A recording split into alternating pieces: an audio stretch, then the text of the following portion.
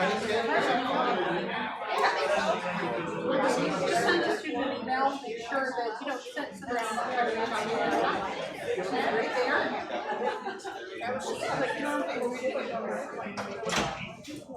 All right, welcome.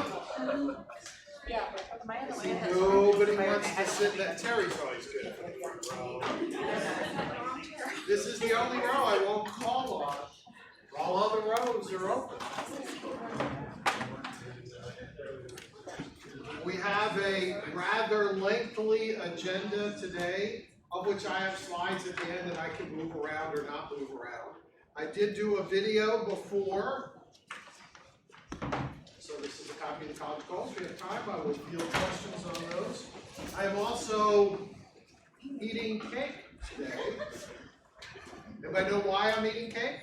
We grew. Enrollment's up. Enrollment is up. We're having cake. I'm very happy about that. And I have one more prop. We'll see it later, but just in case you haven't seen it in a while. The golden ladle. All right, with that, I will do a shout out or two and let us get started. Today, you like that part? Today is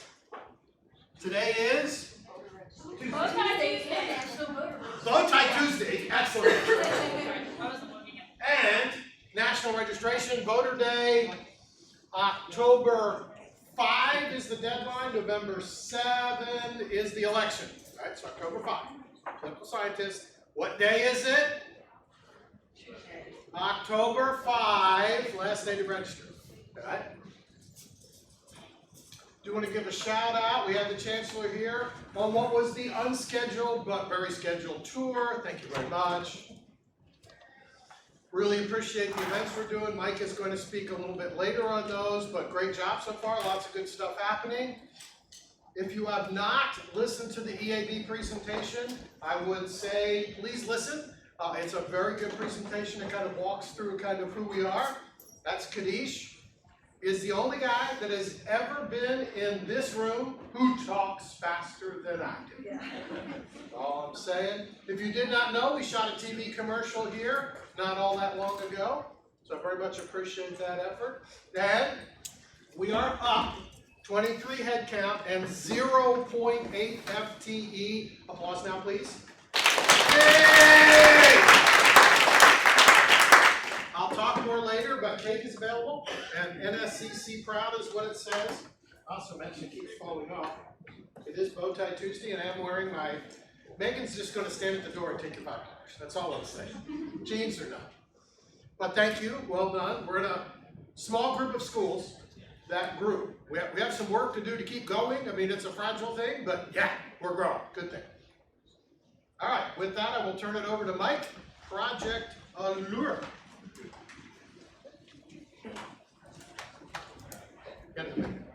All right, hello everyone, thank you, Dr. Thompson, thank you Megan for a beautiful slide. Project Allura, who has heard of it? Fabulous, all right. Project Allura is how best to put this?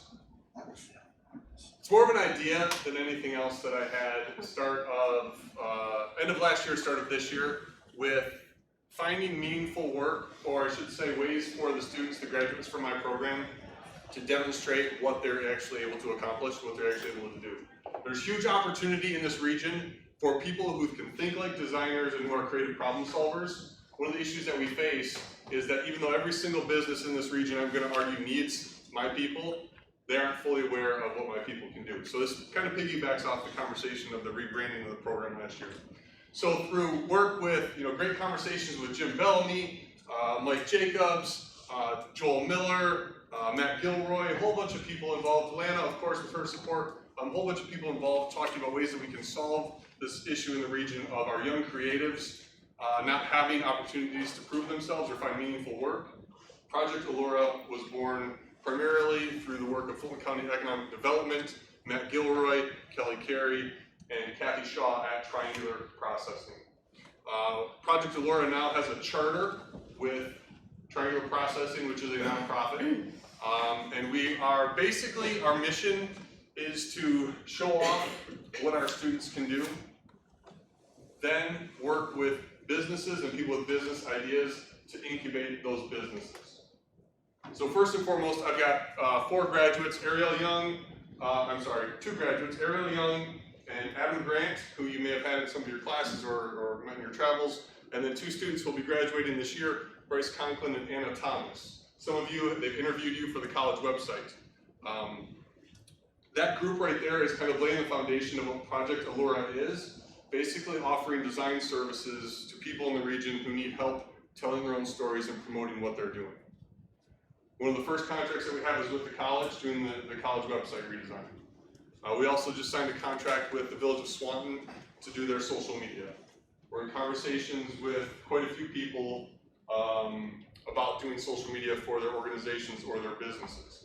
It seems to be there's a huge need in the region for social media, people to help with social media. There's not a company here, north of Defiance, able to fulfill that need. So what we're finding is now we have a business opportunity for somebody, preferably, hopefully one of my graduates, to actually start a business. So us having the ability to storytell, work with people regionally to kind of figure out what's going on here, and then finding opportunities for our students to get involved with that, as a way to demonstrate what they can do. In a nutshell, and I'm probably up in my 5 minutes, that's what Project Allura is trying to do. It's open to anybody, it's not just my students. There's an application for businesses that want to be incubated out of the space. The way it works, and this will be the last thing I say because I know we're up against it. As a business incubator, our goal is for people with business ideas, typically have an idea, draw up a business plan, go get some money, maybe open up a store, and 80% of those things fail, or whatever the number is now. We would like to flip the script and get businesses into this incubator space where our students, our graduates, can help them design everything from the logo to their packaging to their brand identity, even go so far as to help them work with what's called customer discovery, finding out if people actually buy their product, or how they might be able to better design their retail store or coffee shop, whatever it would be. As a way to hopefully flip the script, and businesses that come out of the incubator have a much more likely opportunity for success because we've worked with them up front, understanding users, customers, and more than anything else, being able to tell the story of who they are and what they do. Questions, comments, concerns? Yes? There's this space downstairs where I see a bunch of kids playing all the time. Just give me 60 seconds on that thing. The game room? What? Or the Oasis? Or what? Or my not so subtle takeover of Lower A-Wing?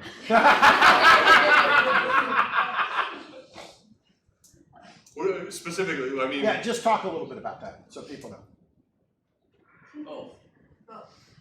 Okay. So, studies show that students who hang out on campus are more successful than the ones that leave. We are a community college, we're a commuter school, there's no getting around that. But having facilities on campus where students hang out, interact with each other, we can walk by and interact with them on a social level, having a social connection leads to better outcomes all across the board. So the game room kind of happened through conversation with Dr. Thompson, where we put it might not be ideal for some people, but I'm going to argue that it's ideal simply because it's now creating a hub there in A-Wing. And I can tell you this right now, where's Kemp? Sugar sales are through the roof. Right? There's more Mountain Dew being sold on campus now than anywhere else. So as an extension of that, knowing the size of that room was going to be an issue, and knowing that Brad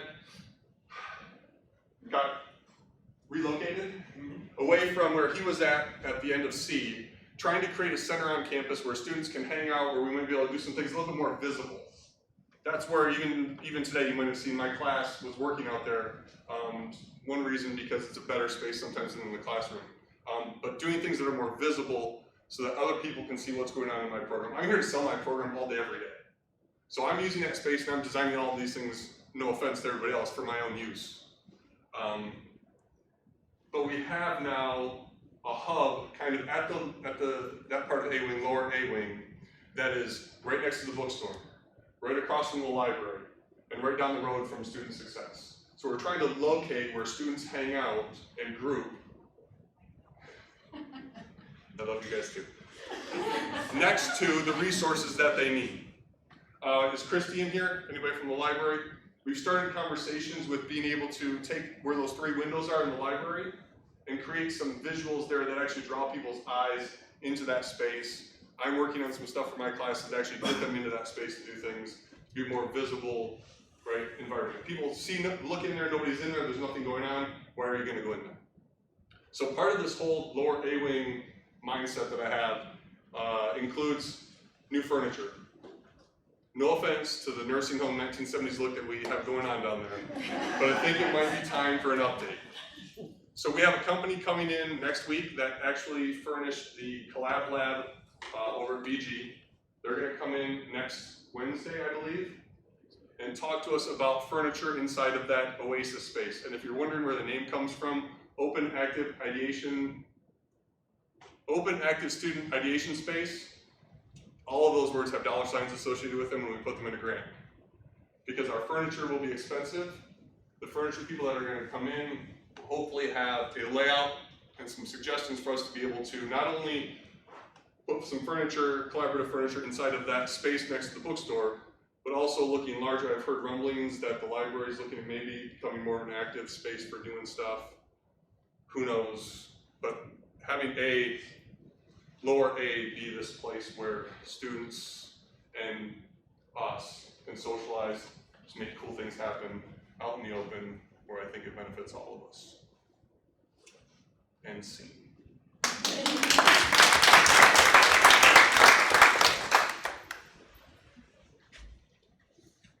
And it works out perfect that I'm right behind Mike, because he forgot to mention that all the stuff that we're doing down there ties in to our college mission statement, to our strategic goals, that we're not just creating a place for students, we're creating a strategic place where students are more likely to succeed. Part of that is the game room, part of that is gathering, part of that is the Lego mission we're working on. All this stems from feedback from our community, right? Our mission statement, like Dr. Thompson said, we're the community's college. We have a commitment not only to our students, but to our community. And that's very much where CareerCon ties in.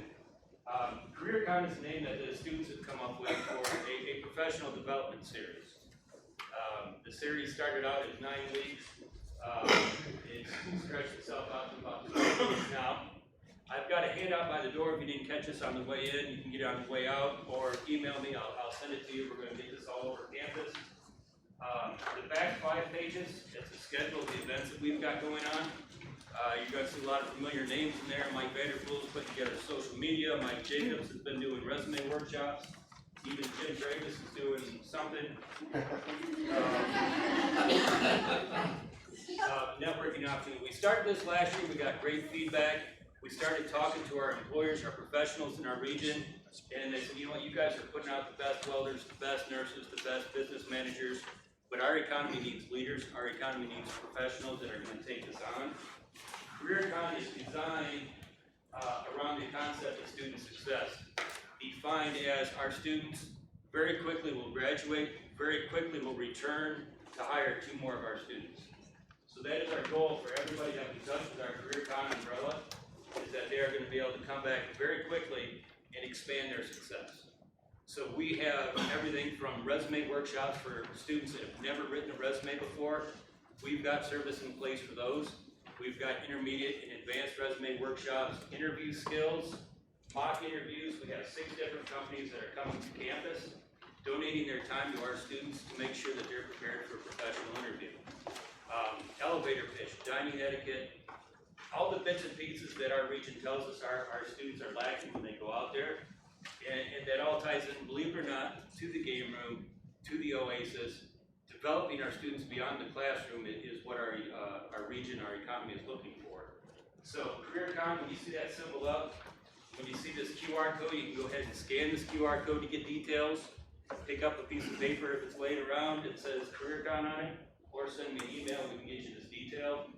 But this series is open to all students, prospective students. Mike has done a great job, Mike Jacobs has done a great job reaching out to some high school students at West Unity. He made such an impact that their superintendent's gonna arrange transportation to bring those students here on campus. So from a recruiting perspective, not only do they love Mike, but now they're coming here. They're gonna be on our campus. That's just like, spoon feeding students into our system. And that is what our economy needs. That's the pipeline that we need. So with CareerCon, again, my name is Brad Gear, so be here at northweststate.edu. I'll get you whatever information you need. Heaven forbid I see you standing still, I'll talk for hours and hours about it. But I only got 5 minutes, so are there any questions before I grab the flyer or send me an email, we'll get some more from sent out. Excellent, thank you. So, segue is, Mike, you're up next. Yeah, according to the slide I am. A quick intro. Over the summer, we experimented with some faculty internships. Putting our key people into our industry, making sure that our industry is getting out of our classrooms what we need. Mike had one of those experiences, so I'll turn it over to him then. Hey there. So yeah, this summer I had a great opportunity. Actually, everything kind of fell into place. A little bit about my background. I spent 20 years in IT. I'm a computer guy at heart, and by nature, it's just in my blood. But I teach electrical engineering classes. Let me go back to my undergrad. I have experience and knowledge from that, but I've never done any electrical engineering work in an industrial environment. 20 years in IT, no electrical engineering work, but I've got the theory, so I can teach it.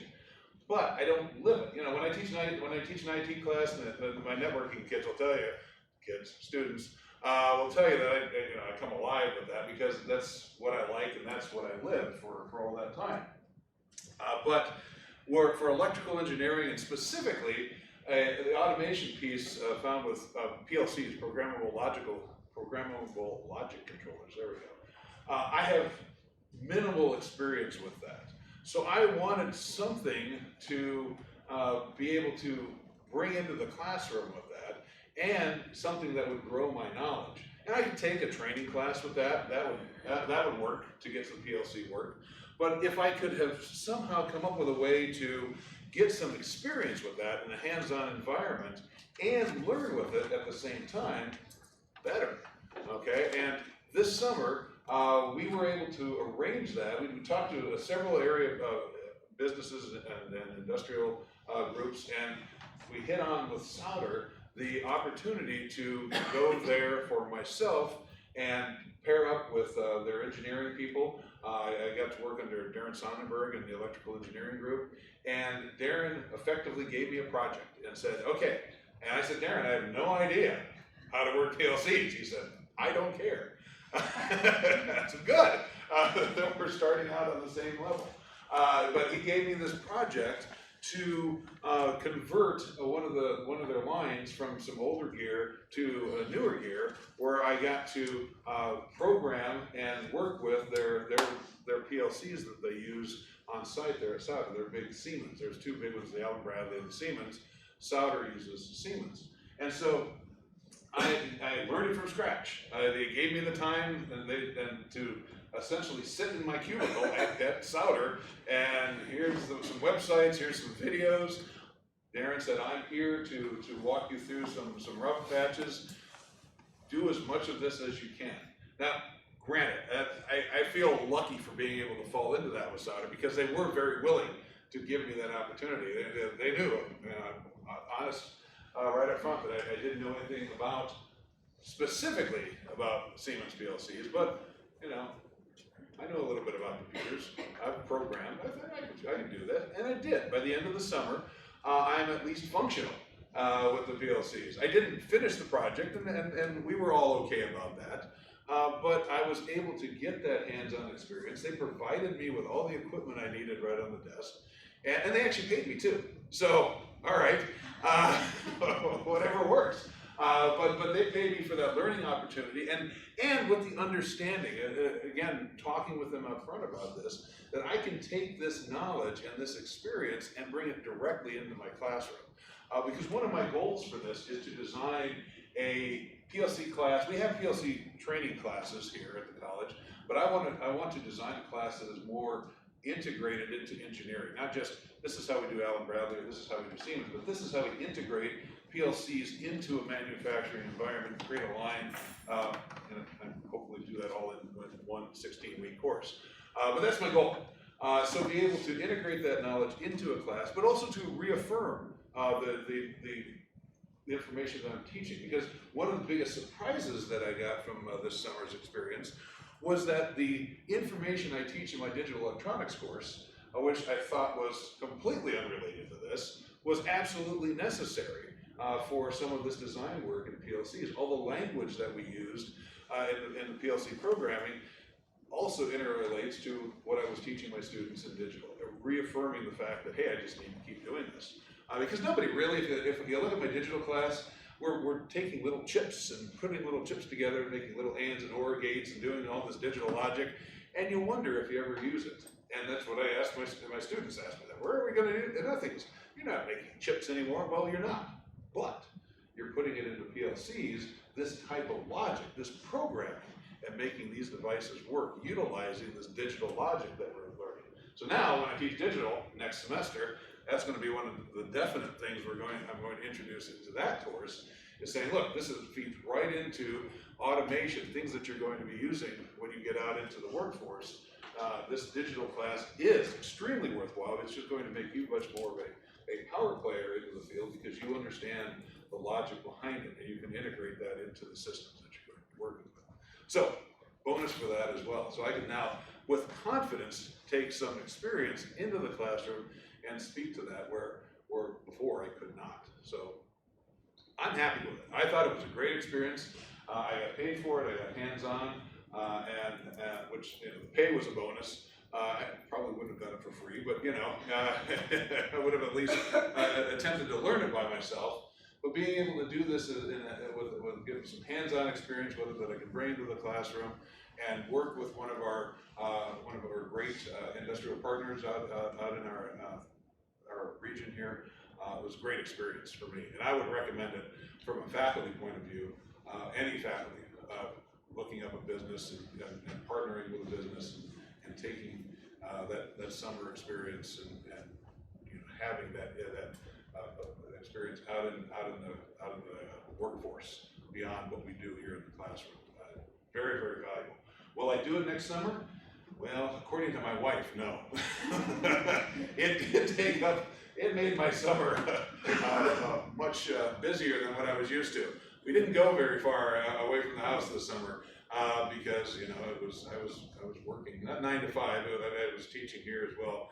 But the days I wasn't here, I was at Souder, so it was a fairly heavy summer for me as far as not being able to go and go camping for half a week or taking the big family trip. We squeezed that in though. That was we had to do that, but it was worth it. And maybe after my wife forgets about it in a few years, I'd try it again. But in general, I would say yes. That you've got the chance. And if you've got questions, ask Brad. So to cap off what Mike said, it wasn't just a part-time job, right? This was deliberate learning and adapting what's going on in our environment to the classroom. Having our faculty out there in the workforce is definitely nothing new for us, but to be able to capture that is deliberately applying it to the classroom is really what's caught a lot of attention. The people at our friends at the Department of Higher Education are very curious about this. All of our partner universities are very curious to learn more about this. Everybody we work with, so you and Tony were both at Souders. Yeah, we were both at Souders. We also talked with Ingersoll Rand. Dave Morin was at Automatic Feed. All the industries absolutely loved it and want to do it next year. So if you're interested in this type of an experience, not just a part-time job, but actually deliberately capturing the teaching and learning that's available in our industries or in our region, just let me know, and we'll find somebody a company that has a need that matches up with your interests. The opportunities are everywhere. We'd love to capture more of it next summer or anytime that chance that you've got to expand. We'd really like to do more of it. So Tony is going to talk about his experience tomorrow. Dave is going to be in here November 1st talking about his experience. So any questions, any comments, if you would like this experience, just let me know and we'll find somebody to match up. And I gotta say too, another why for Souder. For Souder, now when I look at, they're looking at for people coming out of our program over in engineering and being able to work in their environment, and that's something I can bring to them now as well. I've worked with the solder equipment, the solder people, so I've made some contacts there, and any of our graduates interested in working in those areas with solder, direct line. All good. Thank you. Thanks.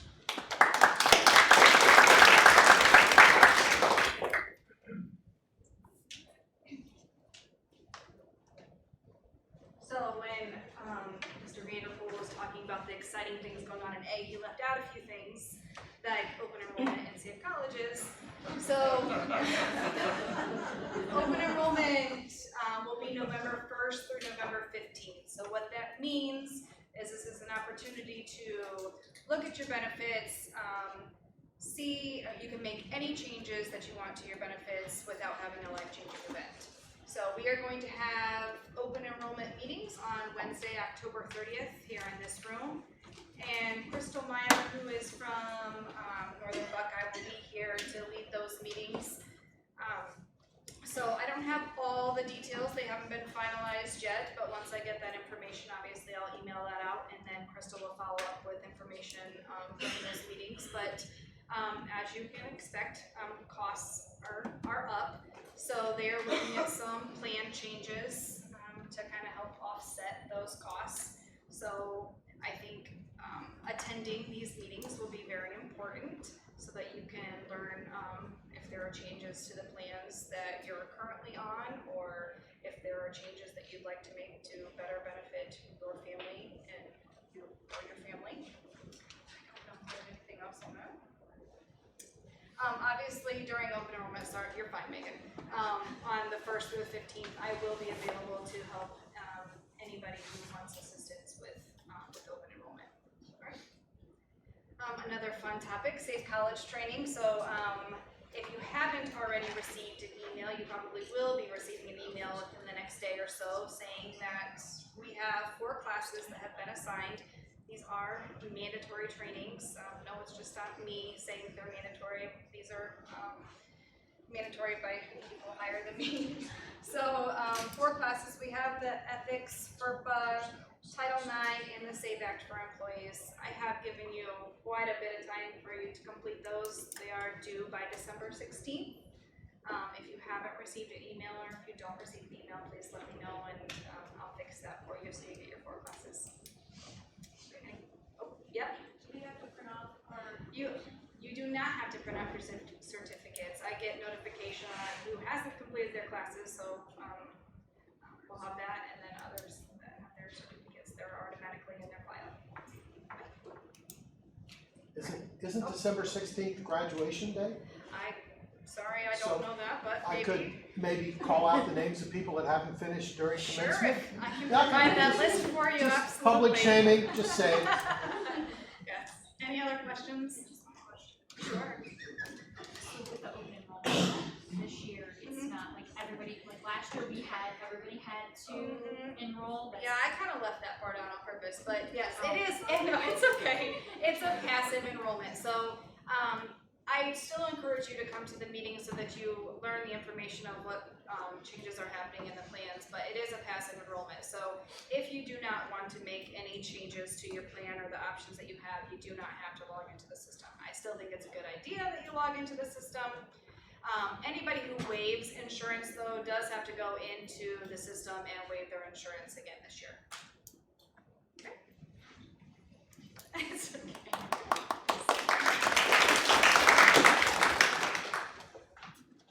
Good afternoon, everyone. I get to present on the Lean Team project, the outcomes from that project. We actually took on the Presidential and Honor Scholarship Review. So the team consisted, and some thanks to Mr. Dravis, Robin Wilcox, Mike Jacobs, Terry Lavin, Jamie Zeller, Dr. Zachridge, and Amber Yoakum. So the great thing is we were able to check our egos at the door. We went into the meeting. We had some very serious conversations. I'm not going to say arguments by any means, but we certainly got things taken care of. The meetings consisted of 6 meetings. We put it all out there. The biggest thing we're trying to do is increase high school enrollments. Enrollment's everybody's business, and the purpose of this is to actually increase our enrollments for those scholarships, in essence, to 150 students. We're right around 70 right now. We also know that the scholarships had some barriers. We looked at taking those barriers away to make it so much more accessible for students. So by the end of today, the takeaway is that we would like all of you to be able to communicate this with your peers. The best people that can sell this are you. We're kicking it off with some advertisements here coming up. But when you get home, if you've got nieces and nephews, grandkids, kids, what have you, let them know about this scholarship. So the revised criteria, we're looking at full tuition. We don't have a minimum set credit hours. Some of the barriers that we were running into as the CCP students, they actually were running out of credit hours by the time they were done with the scholarship. So we removed those barriers, and we also had nursing students that may have ran out of credit hours. So again, getting rid of those minimum credit hours is of course going to help us with enrollments. We're spreading these enrollments over a maximum of 3 years. Worst case, the folks graduate with their associate's degree, and they come back and they take another one. And then of course, moving on for transfer of credit. We've reduced the volunteer hours on campus. Those students were required to actually do some on-campus service hours. We cut it in half. We have the 3.5 GPA. They have to be college eligible, meaning ACT, SAT, and or AccuPlacer scores. Admissions will be able to produce more information about that if you have questions. And we also felt that CCP students, we have a large number. That's an area of growth that's taking place on campus. We feel that because they have a 3.25 with those 12 credit hours, they also now are eligible for that scholarship. So we're excited about that change. On the other side is the honors. It's a half tuition scholarship. Again, no minimum credit hour. Through the advising center, we still hope that folks are being advised or encouraged to take full loads. We cut the volunteer hours down in half with a 3.25, and again, we feel that those CCP students who have put their time and efforts here on campus are also eligible. So, post-annual award, we were at 64. Our goal is to double that to come up with 150. Best case, admissions comes and says, hey, we've met that and exceeded it. That's a great thing. So we're very excited. So at the end of the day, if you have questions, the admissions team has done a wonderful job. Also special thanks to Terry and her team for the implementation, but also Jim Bellamy. We turned around that 8-week schedule real quick with all the advertising that was taking place. We also tasked him with rolling out the Presidential and Honor Scholarship to get it to admissions. So a special thanks to Jim Bellamy also. There is a home landing page for more information that's listed at the bottom. And again, the big takeaway today is to start selling this scholarship because again, we want to make sure that that enrollment's increased. Any questions? All right. Mr. Jacobs.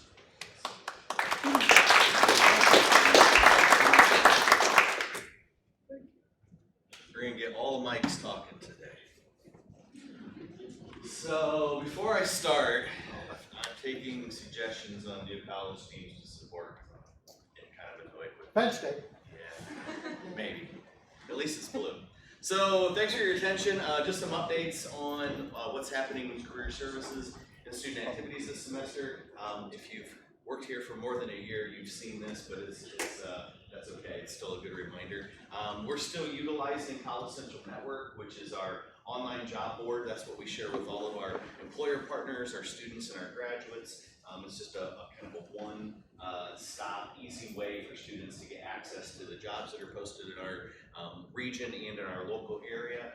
Just in August itself, there were 297 jobs that got posted. We average somewhere between 200 and 300 per month. So it's a really good resource for our students, and it's a free resource as well. We're still obviously putting information out there and supporting OhioMeansJobs.com. The OMJ website is just a spot for students to go to find information on careers that are in demand, and again, specifically in Ohio. Obviously, they can explore pathways and different options in their field. There's a special landing page specifically for veteran services and budget calculation tools and everything too. So it's a pretty cool resource. You've probably seen this again as well, but we do have physical job boards that will take information from College Central, and anytime that an outside employer maybe emails me a flyer or not hiring posting, I've even had some of you as fellow coworkers who maybe have relatives that own a business or whatever, and you've brought their positions my way as well. So please feel free to continue to do that. We can get that stuff posted not only electronically, but also on the physical job boards on campus. We're still continuing Employer Spotlight, and I know Brad's doing a really good job with CareerCon of bringing employers to campus. So again, if there's a company or an employer that even you know that has said, hey, who do we talk to on campus, or how do we get in front of your students, just reach out to me and we can put them in that rotation to get them here, whether it's talking specifically with the pizza crew on Wednesday that Brad does, or even coming in for Employer Spotlight. Dr. Thompson already mentioned it, but we've had some really successful student activities already, and they're really campus activities because I know a lot of you participate as well. But with the new student picnic, Welcome Back Week, we did our own voter registration day along with Constitution Day last week as well. The Community Resource Fair, I'll go back real quick. You might have seen that on campus. I was a little bummed by the participation from our students, but the agencies that were here said that the students that they did end up talking to, they felt like they got them connected with some really good resources. So my goal was to have an increase. We had 20 agencies last year, and my goal was 20, or we had 12 last year, my goal was 20, and we ended up getting our 20 this fall, so that was pretty cool. So you saw this thing, right? And I forgot to bring my plaque up, but Amy, you want to hold that plaque up? So there's the golden ladle. It is chili cook-off time. I just put the sign out today, and there are already 4 teams signed up. So it started yesterday. I have the sign-up sheet outside of the library, so if your department or office wants to sign up again, you can certainly do that. So if you want to cook, you can enter your team. I just emailed our student groups this morning as well to let their advisors know that we're taking teams and sign-ups that way. But again, you can do it individually, you can do it as a department, you can do it as a whole wing, whatever you'd like. If you don't want to cook, but you do want to participate, it just costs $3. You'll get 9 samples, you'll get a soda, some chips. A lot of the teams bring cookies and all that kind of fun stuff too. But this is on Wednesday, October 9th. We're still doing the People's Choice, which is where everybody who participates gets to drop a ticket in their favorite one. That will earn you the golden ladle and a name on the plaque. The Judge's Choice, Robin always helps me get our alumni secured to come in and do a blind taste test. So if you win that one for your traditional red chili, you can get $100. If it's an alternative chili, you get $75. Most of the winning teams donate the money back because we give all of these proceeds to the Path Center. And there might be a repeat. I don't know, is there gonna be a repeat? Maybe, maybe not. I heard there's a really important board meeting that day, so I'm not sure. Wow, they're playing it close to the chest. I was expecting some hooting and hollering. Then the other thing you can get involved with is our Halloween costume contest, which is on Halloween again this year, which is gonna be Thursday the 31st. There's prizes for that too. Hey, Mike. No problem. Cindy, you guys have slides. There's one more. Yeah, it's cool. Yeah, I'm so used to That's quick, because everybody loves Title IX. I know it's in the top 5 things along with assessment and program review to talk about. But next slide. Push the button. You're done. I want everybody to know, because people come up to you, the students will come up and they will tell you something, and people don't always know what to do about it. But we now have an online complaint form. There's an incident reporting form that you can use that will come directly to Katie and I on the Google Forms. You can find it in 2 different places. Under Resources, there's a Title IX, and that's probably the easiest one. That's where I think the students will probably find it the easiest if you go there. It's also under About. It's going to take you to if you click on that, it takes you to the Title IX page that was there before. That's under About NSCC under Safety and Security. It's like really hard to find. We're going to make that easier to find in the new website redesign. But if you scroll down the page, there's an incident. It says reported here, and if you click on it, this report form will come up, and they can start filling it out. and I know it says right here, full name, you can probably see it, and ask for their name. They do not have to fill out their name, they can do it anonymously. May make it harder to investigate, but they can. There's only a couple questions on there that are required, and those are starred. But that's really asking them what happened and kind of what. Okay, so everybody will know where that's at. Hey Cindy, can you identify what the Title IX criteria is? What are you? You can put, well, I'm gonna say if a student's complaining about something that you just don't know, because it just might be student conduct issues, but specifically Title IX is sexual harassment and sexual discrimination. Title IX is a lot of inequality, sexual situation, sexual misconduct, kind of things, is where it's really gonna hit. But if you put other things in there, if students are complaining about something else, it might be a student conduct issue that we can kind of address. It's not quote Title IX, it'll be a sorting file, if nothing else. Victoria, I appreciate your question, and the other thing is, if you remember back in Brittany State College, there is a section on Title IX, and so keep that in mind as you're taking that training. You'll learn more about Title IX in that training too. And our Title IX officers are? Kay and Cindy. All right, so we grew. That's an airplane that I plucked out of a station that we had, kind of showing stuff. It says Doolittle Air, and you know, students try to fly it, so we're trying to fly the second 8-week term airplane with the goal of 130 students and 15 FTE. Whether we actually get to the goal isn't as important as that we try. I think that the really big, we're putting pressure on anybody. Bottom line is we're a continuous enrollment institution. If I'm going to sign a letter, and I signed about 10 today, I don't put at the bottom, put this in your Christmas stocking and come back next year. But the students need to have opportunities to take classes on a regular basis. That's part of who we are today and who we are becoming. So great job. I did a whole video on strategic plan. Like Brittany, very exciting topic, college goals and strategic plan. People get all excited about that. But I just wanted, and I mentioned a little bit about, you know, 3 things working together. But importantly, we grew. It's been about 7 years since we've been able to make that statement. It's a very important statement. It's something that we will continue to do. It's hard work. And that's why I want to really highlight it today. And we will continue. We're also at what's called Malcolm Gladwell's tipping point. When you get to this space, it's like rolling the ball up the hill. Once you learn how to grow, it's easy to keep doing it. So just a matter of kind of figuring out. So the real quick example, College Credit Plus students. Cindy, College Credit Plus, is that a growing population?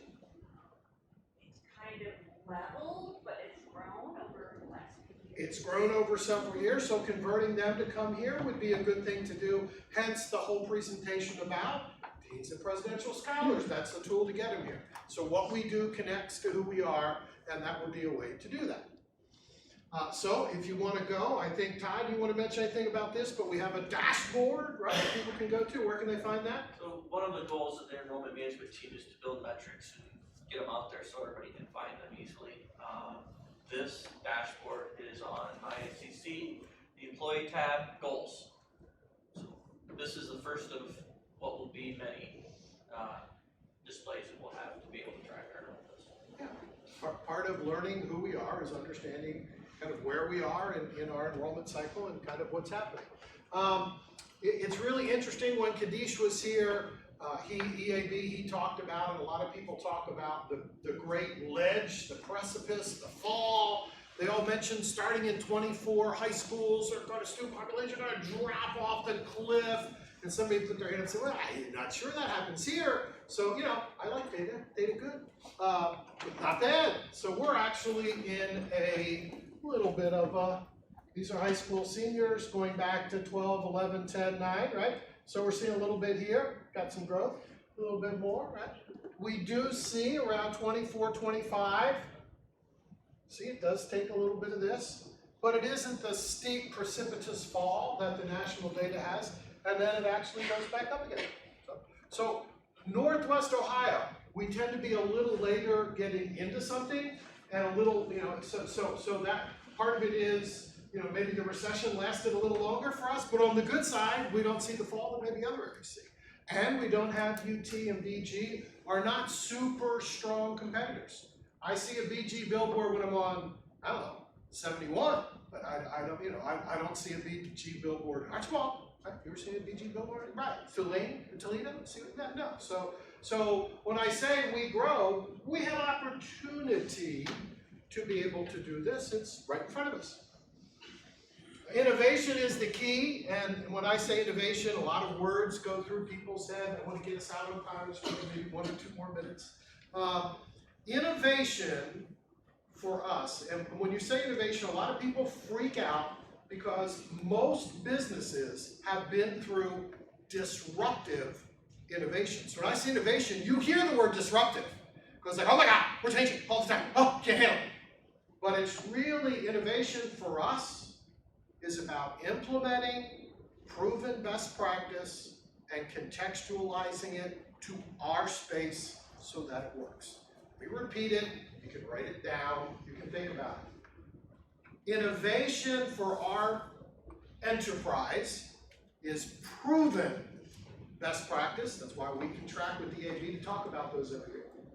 That we contextualize, that's why we brought Ron's team from Terra to talk about how did they grow. It was contextualized to this area and implementing it so that we can use it. That's what innovation is. I know I call it the crazy guy with the crazy farm. I get that. I get all the jokes about that. But understand, that's what I'm talking about. I'm not talking about disruptive innovation that we're all going to be online next year. Right? No, we're not. So understand, that's where we're headed. It's who we are. And I'll close with this. Grow, crawl, walk, run. We just crawled. We grew. Are you with me? We grew. We crawled.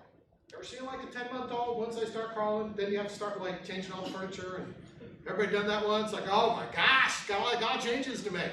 They get into all kinds of stuff you can't even know they get into. Then we will learn to walk, which is regularly make budget goals attached to growth. We will grow this year. Will we grow as much as we hope to grow? No, we'll work on it. It's okay, no big deal. We're all right. And then eventually we'll learn to run.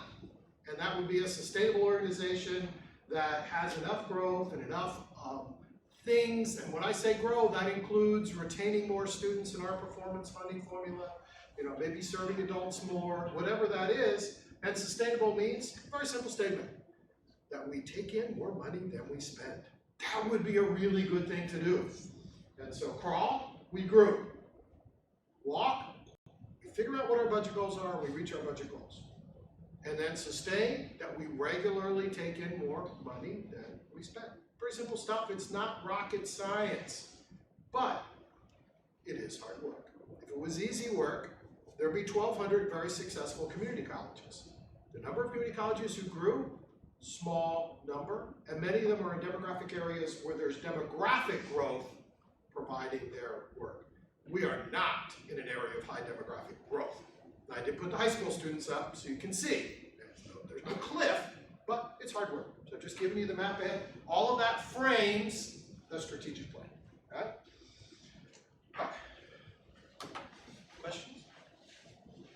Just one comment, there's a great book I'm reading. I don't agree with all of it, so take it for what it's worth.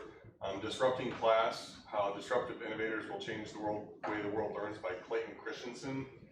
Some interesting stuff in there about innovation in education if everybody wants to check it out and have conversations. And why don't you get that to Megan? We should send the slides out. I saw people taking notes today. We'll send you the slides so you can have them.